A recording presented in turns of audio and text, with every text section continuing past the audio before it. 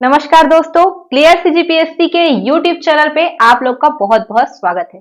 दोस्तों, आज हम जिला परिचय में एक ऐसे जिले के बारे में बात करने वाले हैं जिसको हमारे छत्तीसगढ़ के संस्कार धानी के नाम से जाना जाता है। नाम है इसका राजनांदगांव। अपने नाम से ही ये राजा है, क्योंकि ये छत्तीसगढ़ का वर्तमान में जो 28 जिले हैं उसमें सबसे बड़ा क्षेत्रफल वाइज अगर देखें तो सबसे बड़ा जिला आपको देखने को मिलता है।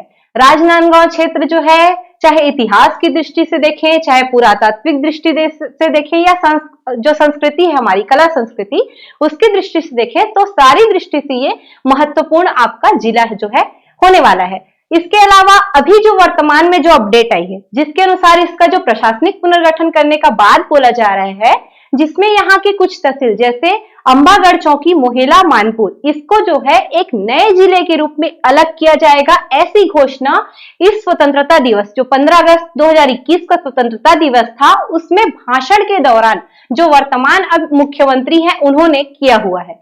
तो ये जो जिला है वो बाद में बनेगा, अभी बना नहीं है, घोषणा हुई है, अधिसूचना नहीं आई है। तो उसके बारे में भी हम थोड़ा सा जिक्र करेंगे, कैसे आप आगे चल के उसको काट सकते हैं, इसी जो जिला परिचय है उसमें से कैसे अलग करके आप उसको पढ़ सकते हैं, वो भी हम आपको बताने वाले हैं। तो अगर आप हमारे चैनल पे नए हैं तो हमारे चैनल को सब्सक्राइब जरूर करिएगा। वीडियो पसंद आए तो लाइक करिएगा, शेयर करिएगा, अपने दोस्तों को बताइएगा कि जो है हमारे चैनल पे ऐसे नॉलेजेबल वीडियो जो है आते रहते हैं। उसके अलावा आपको हमारे वीडियो के बारे में या हमसे जो अन्य वीडियो अगर हम किसी टॉपिक पे बनाए उसके लिए आप हमें सजेस्ट भी कर सकते हैं, कमेंट पे आप इसको कर सकते हैं। तो आगे हम जो शुरू करते हैं, तो राजनांदगांव का जो मैप है जो अभी देख रहे थे वो ड्रोन मैप था, यानी कि सैटेलाइट से। जो ऑफिशियल मैप वेबसाइट पे दिखता है कुछ इस तरीके से आपको दिखता है। इसमें जो है एक गंडई जो ऊपर एक क्षेत्र पड़ता है वो अभी नहीं दिया गया है, क्योंकि उन्होंने अभी तक अपडेट नहीं किया है। जो जिले या तहसील की वेबसाइट रहती है थोड़ा सा प्रशासनिक कार्य में टाइम लगता है उसमें जो मैप वगैरह को अपडेट करने में, तो उसको आप इग्नोर करिएगा। उसके अलावा लाल बहादुर नगर, जिसको नए रूप से तहसील बनाने की बात की जा रही थी, वो भी इस मैप में आपको अभी नहीं दिखाई देगा। बाकी जो 9 तहसीलें हैं वो यहाँ पे आपको पूरी तरीके से दिखने वाली है, तो हम इसके बारे में बात करेंगे। और यहाँ से जो नीचे वाला क्षेत्र है अंबागढ़, मोहेला, मानपुर, वो कैसे अलग होगा वो भी हम बात करेंगे। तो चलिए हम आगे जो है देखते हैं। तो आगे हम यहाँ पे बात करें तो थोड़ा सा हम सीमा की बात करते हैं। सीमा को अगर आप देखोगे तो ये सीमावर्ती राज्य है, यानी कि छत्तीसगढ़ की एक सीमा से लगा हुआ है, जहां पर आपको मध्य प्रदेश और महाराष्ट्र 2 सीमाएं दिखेंगी। इसमें भी अगर आप जानना चाहिए स्पेसिफिक जगह, तो जो मध्य प्रदेश का बालाघाट क्षेत्र है और जो महाराष्ट्र का गोंदिया और गढ़चिरौली वाला जो क्षेत्र है वो हमारे राजनांदगांव जो जिला है उसको स्पर्श करता है। उसके अलावा अगर आप बात करें क्लॉकवाइज अगर हम देखें तो जो जिले हैं, जो हमारे छत्तीसगढ़ के जो जिले हैं जो राजनांदगांव से स्पर्श करते हैं, उसमें कवर्धा है, कवर्धा के बाद बेमेतरा, यहाँ पे आप देख सकते हैं दुर्ग है, बालोद है, उसके बाद नीचे जो है आपका कांकेर, जिसको आप जो है उत्तर बस्तर कांकेर भी कहते हैं। तो वो यहाँ पे जो है चारों ओर से जो आपको देखने को मिलेगा घिरा हुआ यह दिखता है। तो ये एक भू अविष्ठित भू अविष्ठित जिला नहीं है, एक ऐसा जिला है, सीमावर्ती जिला है। चलिए आगे हम बढ़ते हैं। तो बात करें इसका जिला मुख्यालय, तो वर्तमान में इसका जिला मुख्यालय पड़ता है राजनांदगांव। राजनांदगांव पे जो भी प्रशासनिक कार्य है या जो भी कलेक्ट्रेट वगैरह है वो आपको राजनांदगांव क्षेत्र में मिलने वाला है। राजनांदगांव क्षेत्र अपने आप में कला संस्कृति की दृष्टि से बहुत ही महत्वपूर्ण है, और जो भी ऐतिहासिक यहाँ पे घटनाएं, चाहे स्वतंत्रता आंदोलन की हो, चाहे पूर्व में इससे आंदोलन हुए हो, उसके लिए राजनांदगांव बहुत ही ज्यादा प्रसिद्ध है। आगे हम बात करते हैं तो सड़क की बात करते हैं, कैसे आप राजनांदगांव पहुंच सकते हैं। तो इसके लिए आप जो है रेल मार्ग भी यूज कर सकते हो, सड़क मार्ग भी यूज कर सकते हो। पहला हम सड़क मार्गों को करते हैं। जो हमारा मुख्य सड़क है वो था 53, ठीक है। 53 आपका नागपुर से लेकर जो है आपका बोल सकते हो जो बंगाल है उसको जोड़ने के लिए सड़क को बनाया गया था। तो 53 की बात करें तो आपका जो नागपुर क्षेत्र से जो है हमारा छत्तीसगढ़ में जो है राजनांदगांव जिले में प्रवेश करता है। यहां से जाता है ये दुर्ग, दुर्ग के बाद जाता है आगे रायपुर, रायपुर के बाद जाता है ये महासमुंद, उसके बाद ये उड़ीसा क्षेत्र में निकलता है और आगे चलकर ये जो गोल्डन क्वाड्रेचर यानी कि जो स्वर्णिम चतुर्भुज जो योजना है गवर्नमेंट की, उसके तहत जो बड़े बड़े महानगरों को जोड़ा जा रहा था, जिसमें दिल्ली, मुंबई, कलकत्ता और जो चेन्नई आते हैं, उसी के जो सड़क है जो चेन्नई से कलकत्ता जोड़ता है, उसके माध्यम से ये पूरे कलकत्ता तक कनेक्ट हो जाता है। तो पहले आपको जो है ये देखने को मिलने वाला था। उसके बाद जो आगे बात करें तो एक स्टेट हाईवे 5 भी आपको मिलने वाला है। स्टेट हाईवे 5 आपका आता है ऊपर कवर्धा से देखने को मिलेगा। स्टेट हाईवे जो 5 है उसमें अगर अब बात करेंगे तो हमको कुछ तहसीलें मिलने वाली। स्टेट हाईवे 5 की भी बात कर लेते हैं तो ये सबसे बड़ा आपका जो है सड़क हाईवे दिखेगा, मतलब जो राज्य का है। और ये जो है आपका जो मानपुर क्षेत्र है वहां से कट कर ये बालोद क्षेत्र में चला जाता है और वहां से फिर वो कांकेर होते हुए पूरा नीचे दक्षिण कोंटा तक आपको जाते दिखेगा। तो बात करते हैं हम स्टेट हाईवे 5 की, तो कुछ तहसीलें मिलेंगी जिसमें है गंडई के बाद है छुईत खदान, उसके बाद आता है खैरागढ़। राजनांदगांव भी एक सेंटर में पड़ता है, ये अपने आप में एक तहसील है। उसके बाद जो है डोंगरगांव पड़ता है। डोंगरगांव के नीचे जो है आपको देखने को मिलेगा, डोंगरगांव के बगल में देखने को मिलेगा एक्चुअल में छुरिया। हम जो है इसको सड़क में नहीं बनाए हैं क्योंकि कुछ जो हमारी व्यूअर्स है वो बाद में क्रिटिसाइज करते हैं कि आपने लोकेशन सही नहीं दिया है, तो इसके लिए हमने एग्जैक्ट लोकेशन जो हमको गूगल मैप में मिली है हमने वहीं पे डाला हुआ है। अगर आप चाहे तो पढ़ाई की दृष्टि से आप उसको सड़क पे रख सकते हैं। नेक्स्ट मिलेगा आपका अंबागढ़ चौकी, उसके नीचे आप जाएंगे तो आपको मिलने वाला है मोहला या मोहला जिसको कहा जाता है, और सबसे अंत में मिलता है मानपुर।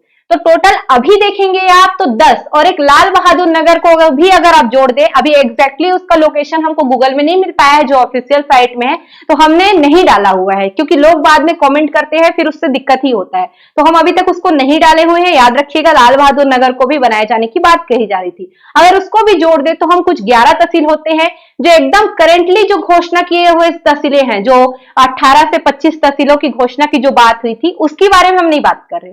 ये पहले के हैं जो हो चुके हैं, उतना तक ही रहेगा। तो अभी के लिए अभी याद रखिएगा 10 और एक लाल बहादुर नगर को यानी कि 11। अब यहां से आपको एक चीज समझना है कि जो नीचे के तहसील हैं, जो नीचे वाला क्षेत्र है, कहा जाता है कि नक्सल प्रभावित क्षेत्र है और यहाँ पर विकास जो है कम मात्रा में हो रहा है। तो जो अंबागढ़ चौकी से लेकर जो मोहेला मानपुर वाला क्षेत्र है वो प्रशासनिक दृष्टि से अलग करके एक नया जिला बनाया जाएगा और उसका विकास किया जाएगा ताकि उसको आगे चलकर नक्सली जो मुक्त जो जिला है वो घोषित किया जा सके और वहां पर लोगों को अच्छे से बोल सकते हैं आप जमीनी स्तर पर जो विकास है वो सुनिश्चित हो सके, इसके लिए ये घोषणा हमको दिखती है। आगे और हम बात करेंगे तो हमको एक सड़क मार्ग के बाद एक रेल मार्ग मिलेगी, ये है बंगाल नागपुर रेलवे लाइन।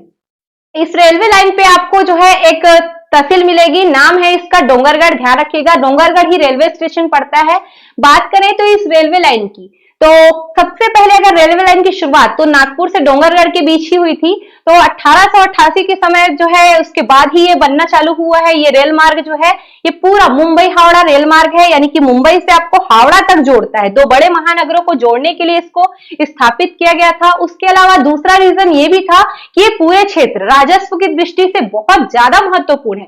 सबसे ज्यादा राजस्व कहा जाता है कि 1/6 जो राजस्व है टोटल राजस्व का पूरा उसी रेल लाइन से या फिर इसी जो जोन है, जो दक्षिण पूर्व मध्य रेलवे का जो हमारा बिलासपुर वाला जो जोन क्षेत्र में आता है, ये पूरा एरिया उसमें से जो है भारत सरकार को मिलता है, तो ये महत्वपूर्ण है। अगर हम बात करेंगे तो डोंगरगढ़ के बाद आपको जो है देखने को मिलेगा जो आपका आएगा एक पर्वत देखना है। डोंगरगढ़ भी एक पर्वत पे स्थित है, आगे आप पढ़ेंगे प्रज्ञागिरी की पहाड़ी उस पर स्थित है। इसके अलावा एक बड़ा पर्वत श्रृंखला जिसके बारे में बात करें तो आपका है मैकल रेंज। ये जो है एक प्राकृतिक विभाजक है, किसका कहा जाता है कि ये मध्य प्रदेश और छत्तीसगढ़ का प्राकृतिक विभाजक है। पर देखेंगे तो मध्य प्रदेश से नीचे भी महाराष्ट्र क्षेत्र में भी ये मैकल रेंज हल्का सा दिखता है आपको, तो ये पूरा आपको देखने को मिलेगा।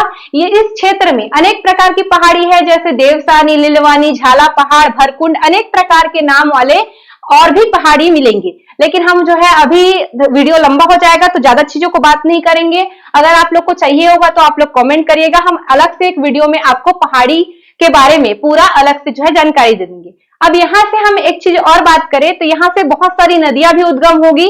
तो इस क्षेत्र में सबसे पहले एक पाना देवरस की पहाड़ी है, यहाँ से एक नदी का उद्गम होता है जो एक महत्वपूर्ण नदी है। नदी का नाम है शिवनाथ नदी। इस नदी के बारे में समझ लीजिए, इसका भी 2 उद्गम स्थल मिलता है। अभी तक जो हम पढ़ते हैं जो डेटा आता है तो जल संसाधन विभाग के जो डेटा है या ऑफिशियल जो छत्तीसगढ़ का डेटा, उसमें पाना बरस की पहाड़ी जो कि अंबागढ़ चौकी के अंतर्गत आता है, उसको अभी तक इसका उद्गम क्षेत्र माना जा रहा था। पर कुछ साल पहले एक शोध में ऐसा जो है पता चला कि गढ़चिरौली जिला है जो महाराष्ट्र का, वहां से शिवनाथ नदी का एक खेत से जो है उद्गम हुआ था, पर अभी तक उसको नहीं डाला गया। पर दोनों को ध्यान रखेंगे आप, पाना बरस की पहाड़ी और गढ़चिरौली जिला दोनों ही आता है उद्गम में इसके, तो दोनों को देख के रखना है। उसके बाद जो अगर बात करें शिवनाथ नदी की, तो 7 जिलों से गुजरती है ये टोटल। जैसे राजनांदगांव से निकली, दुर्ग जाएगी, दुर्ग से बेमेतरा जाएगी, मुंगेली, उसके बाद बलौदा बाजार, हल्का सा ये बिलासपुर जिले को छूते हुए बॉर्डर में बहते हुए जो है, जो तालागांव एरिया है उधर से बहते हुए जो है जांजगीर चांपा आगे चल के जाती है। जांजगीर चांपा का है सिवरी नारायण तहसील। यहाँ पर जो है शिवरी नारायण जो है बहुत प्रसिद्ध है, शबरी के नाम से बहुत ज्यादा प्रसिद्ध है, तो आपने नाम सुना होगा, मेले के लिए भी प्रसिद्ध है। तो इस शिवरी नारायण पे वो महानदी पर जाकर जो है संगम कर लेती है। ये जो संगम है शिवरी नारायण, यहाँ पर जो है महानदी और शिवनाथ के साथ साथ जोंक नदी भी आती है, तो एक त्रिवेणी संगम जैसा वहां पे बनता है। यानी कि टोटल 7 जिलों में ये जो नदी है वो प्रवाहित होती दिखेगी आपको। अगर शिवनाथ की बात करें तो टोटल लंबाई 290 किलोमीटर है इसकी हमारे छत्तीसगढ़ में, और इसके साथ छत्तीसगढ़ में बहने वाली, यानी कि छत्तीसगढ़ के अंदर जो बहने वाली नदी में सबसे बड़ी नदी आती है। अगर आप लैंग्वेज की दृष्टि से अगर देखना चाहें तो याद रखिएगा, शिवनाथ नदी एक नदी ना होकर नद होता है। अब आगे हम बात करें शिवनाथ के अलावा भी, तो हमको कुछ जो है नदियां और भी मिलेंगी, जिसमें आपका मिलने वाला है एक नदी जो आती है आमनेर नदी, जो आपका मैकल रेंज से आती दिखेगी। उसके साथ 2 उसकी सहायक नदियां भी मिलेंगी, जिसमें है मुस्का और पिपरिया। ये तीनों नदी आपस में जो है खैरागढ़ में मिलती है। खैरागढ़ जो है इनके संगम में स्थित है। खैरागढ़ के बारे में और भी ध्यान रखिएगा।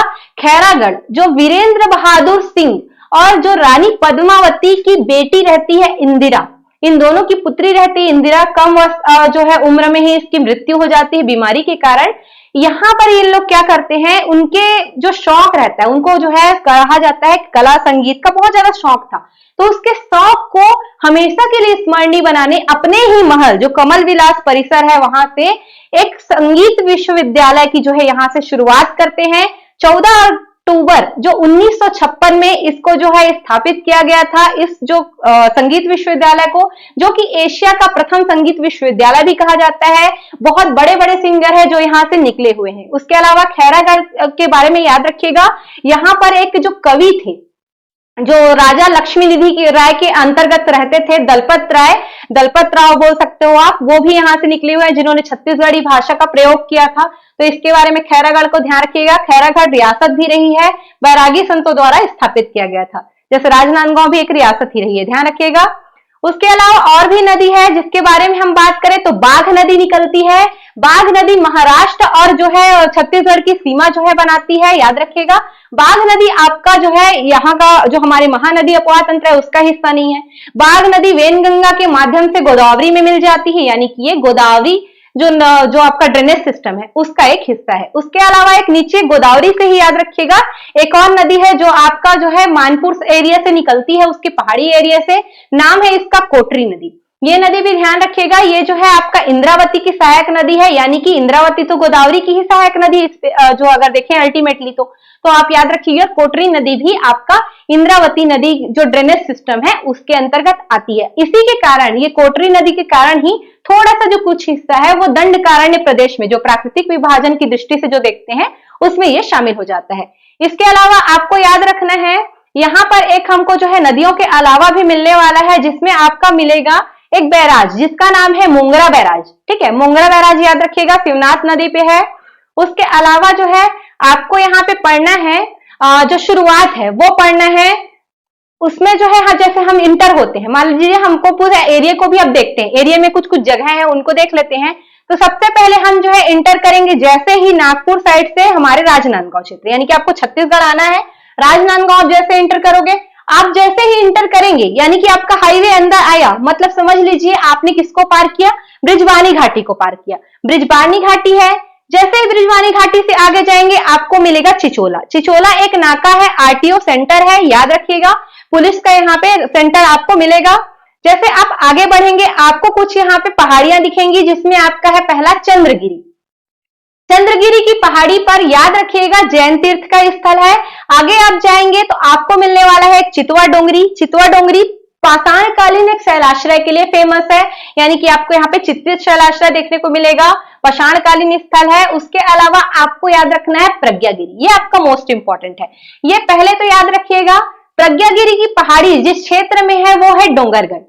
डोंगरगढ़ जो कि पहले कामावतीपुर के नाम से जाना जाता था, कारण था कामसेन की नगरी। जो राजा रहते हैं कामसेन, उनकी नगरी रहती है, उन्होंने ये कामावतीपुर जो शहर है वो बताया रहता है। बाद में उनके जो बेटे रहते हैं वीरसेन, उन्होंने यहाँ पर ही बमलेश्वरी या जिसको हमारी छत्तीसगढ़ में बमलई माता बोलते हैं, उसका मंदिर पार्वती स्वरूप के रूप में इसमें जो है स्थापित किया था, जिसके कारण इस पूरे एरिया में जो है उनकी जो बोल सकते हैं आप बमलेश्वरी की ही पूरा जो देख सकते हैं आपको प्रभाव दिखेगा, उनका ही आशीर्वाद ये डोंगरगढ़ दिखेगा।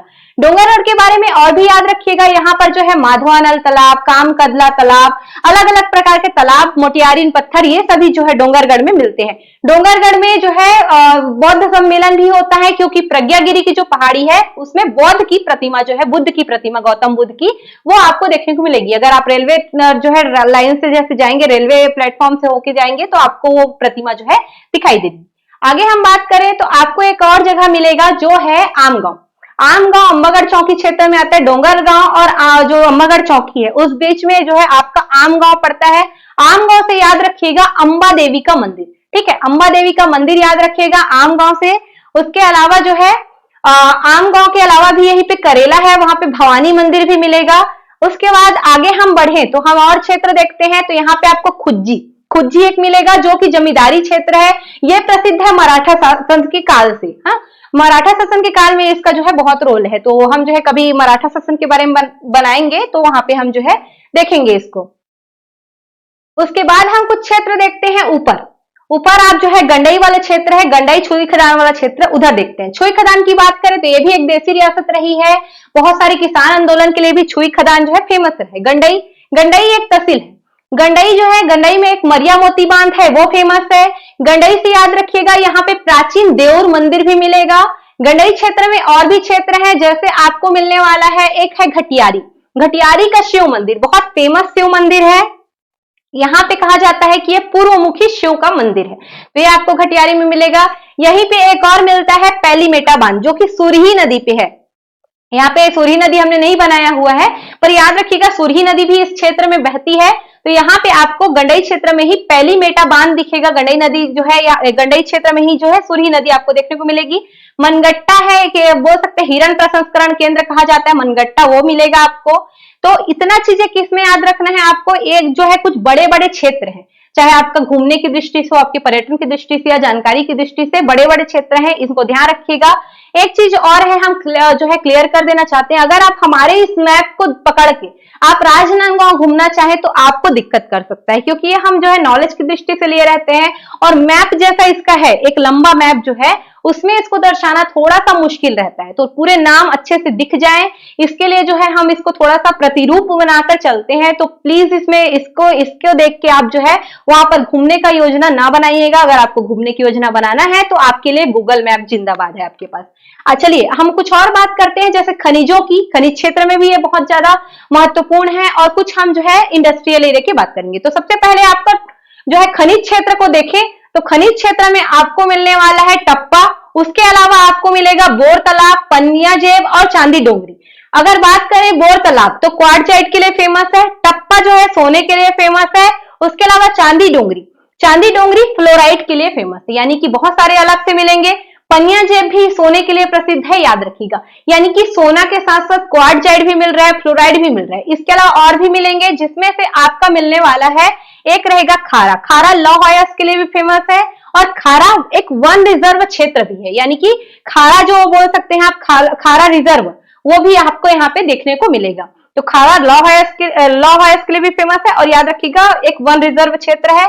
उसके अलावा आपको अम्लीडी, ये भी क्वार्टजाइट के लिए फेमस है। और देखें हम तो आपको मिलेगा कुछ इंडस्ट्रियल एरिया, जिसमें है पवन तला।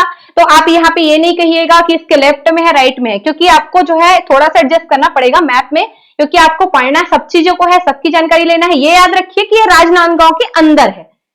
पवन तला के बाद आप याद रखिएगा विजय तला। विजय तला में आपको मिलने वाला है पतंजलि का फूड प्रोसेसिंग केंद्र। जैसे ही आपने देखा होगा पतंजलि जो है टोमेटो सॉस वगैरह बनाने की बात कहता है हमारे छत्तीसगढ़ में, तो यहाँ पे विजय तला में आपको ये देखने को मिलेगा पतंजलि का प्रोसेसिंग केंद्र।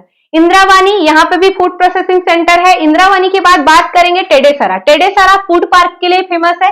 फूड पार्क यानी कि जो अलग अलग फूड पार्क बनाए जाते हैं, जो हमारे गवर्नमेंट जो है स्थापित करती है, उसमें टेडेसरा भी आता है। इसके अलावा आपको इस क्षेत्र में और भी मिलने वाला है, जिसमें है महरूम खुर्द। महरूम खुर्द भी एक इंडस्ट्रियल एरिया है, याद रखिएगा। और इसके अलावा खैरजेटी, खैरजेटी पे नवीन प्लास्टिक पार्क स्थापित किया है। बात करें अगर जोरा तराई की, तो जोरा तराई एक IDIDC यानी कि एकीकृत जो अधोसंरचना का केंद्र होता है, वो आपको जोरा तराई में मिलने वाला है। हम कुछ और क्षेत्र देख लेते हैं जिसमें आपको मिलने वाला है, जो है आपका भंडारी टोला, यूरेनियम के लिए प्रसिद्ध है, अम्बागढ़ चौकी क्षेत्र में आता है। उसके अलावा मानपुर क्षेत्र में एक बोरिया टिब्बू है, बोरिया टिब्बू जो लौह अयस्क के लिए फेमस है। याद रखिएगा, जहां जहां आपको लौह अयस्क क्षेत्र देख रहे हैं, यानी कि आप समझ लीजिएगा कहीं ना कहीं वहां पे धारवाड़ की चट्टानें दिखेगी। तो धारवाड़ की चट्टानों में जो है लौह अयस्क आपको देखने को मिलता है। तो ये सभी चीजें क्या है, ये आपका खनिज है और ये आपके इंडस्ट्रियल एरिया है। इन सबको इतना जो है, इसके अलावा भी बहुत सारी चीजें इसमें है। राजनांदगांव अपने आप में बहुत बड़ा बोल सकते हैं आप, जो है एक जिला है, तो बहुत सारी जानकारियां रहती है। जैसे यहाँ पे नदी परियोजनाएं अलग है, खारा, नचनिया, धारा, रूसे, अलग अलग प्रकार के बहुत सारे पहाड़ी क्षेत्र भी मिलते हैं। उसके अलावा और भी खनिज क्षेत्र मिलते हैं, पर समय की दृष्टि से हम इसको थोड़ा शॉर्ट में बताने का प्रयास कर रहे हैं। और याद रखिएगा, यहीं से आपका जो जिला है उसका विभाजन भी हमको देखने को मिलेगा। तो इसको भी हम थोड़ा सा देख लेते हैं। जैसे अगर आप देखें तो जब जिला बनेगा, जब नया जिला बनेगा, तो याद रखिएगा तो 3 है आपका, अम्बागढ़ चौकी, मोहिला और मानपुर, ये अलग हो जाएंगे। इनके साथ कुछ और भी इंफॉर्मेशन है, वो भी अलग हो जाएगा। वो आपस में एक नए जिले के रूप में बनेंगे। तो अधिसूचना अभी नहीं आई है, तो हम एक हल्का सा विभाजन आपको बता रहे हैं। 3 के 3 जो तहसील है उसके साथ अलग हो जाएगा, याद रखिएगा। और अगर आप जो नया जिले की अधिसूचना जैसे ही आई, तो हम एक जो है अपडेट आप लोग के लिए लाएंगे। तो यहां तक के लिए राजनांदगांव जिला यही तक था। याद रखिएगा, 1973 में इस जिले को दुर्ग से अलग करके बनाया गया था। दुर्ग का पश्चिम विभाग से जो है ये बना था। अभी वर्तमान में रायपुर संभाग के अंतर्गत आता है। अगर आपको जो है छत्तीसगढ़ एंट्रेंस करना है अगर नागपुर क्षेत्र से, तो आपका ये जो बोल सकते हैं आपका राज्य का ये जो जिला है, ये आपका महत्वपूर्ण रोल जो है यहाँ पे निभाएगा। बैरागी संतों द्वारा पूरा क्षेत्र को स्थापित किया गया था। खेल की राजधानी कहें, उसके अलावा बोल सकते हैं आप, जैसे राजनांदगांव है, राजनांदगांव में आपको दिव्यांग कॉलेज मिलेगा, सरस्वती पुस्तकालय मिलेगा, उसके अलावा दिग्विजय कॉलेज मिलेगा, किसान शॉपिंग मॉल भी है यहाँ पे, याद रखिएगा ये प्रसिद्ध है। उसके अलावा जो बोल सकते हैं आप त्रिमूर्ति, जैसे कि गजानन माधव मुक्ति बोध या बलदेव प्रसाद मिश्र, उसके अलावा जो है आपको यहाँ पे अलग अलग प्रकार के मिलेंगे। और जो प्यारेलाल जो रहे हैं स्वतंत्रता आंदोलन के, उनके भी यहाँ पे आपको आंदोलन वगैरह दिखेंगे। 1920, 24, 1937 में उन्होंने जो है मिल मजदूरों के लिए बहुत ज्यादा आंदोलन किया है। राजनांदगांव लोकमड़ई के लिए भी प्रसिद्ध है, याद रखिएगा। और इस क्षेत्र को टूरिज्म की दृष्टि से बढ़ावा देने के लिए जो प्रॉस्पो जो सर्किट है 2020 में इसको जो है डाला गया था, उसको ध्यान रखिएगा। और एक चीज और है, जो खैरागढ़ जो विश्वविद्यालय है उससे संबंधित है। जैसे 1956 में जब स्थापित किया गया था, तब कृष्णक नारायण जो रातजनकर थे उनके जो है कुलपति थे। तो उसमें एक करंट अपडेट कर लीजिए, 2020 में वहां का कुलपति जो है चेंज किए गए हैं। तो वर्तमान में वहां की कुलपति हमारी लोक गायिका ममता चंद्राकर, याद रखिएगा ममता चंद्राकर को मोक्षदा के नाम से भी जाना जाता है। तो राजनांदगांव क्षेत्र के बारे में ये चीजें हैं। उसके अलावा जो है जो मोहिला, मानपुर और अम्बागढ़ चौकी, इसको स्पेशली याद रखिएगा, ये जो है बहुत जल्द अलग होकर नया जिला बनने वाला है। तो वीडियो यहीं तक रहेगा आज के लिए। वीडियो लंबा ना हो इसलिए हम इसको शॉर्ट में बना रहे हैं। अगर वीडियो पसंद आएगा तो लाइक जरूर करिएगा, चैनल सब्सक्राइब करिएगा। तो अभी के लिए हम विदा लेते हैं। जय जोहार, जय छत्तीसगढ़, जय भारत।